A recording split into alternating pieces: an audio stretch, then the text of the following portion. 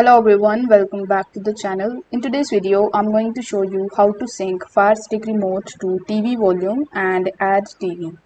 For that, you just have to simply click on the settings icon on the home screen, and then among the given options, you need to select Equipment Control.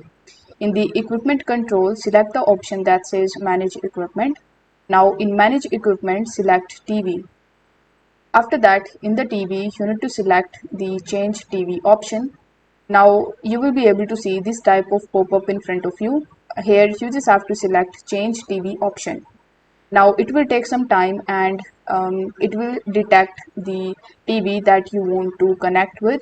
So if it is correct, then you just have to select the yes button. But for this video, we will go with no, so that you could know all of the manufacturers available over here. So once you select no, you will be able to see all of the brands of the TV that you can connect with it.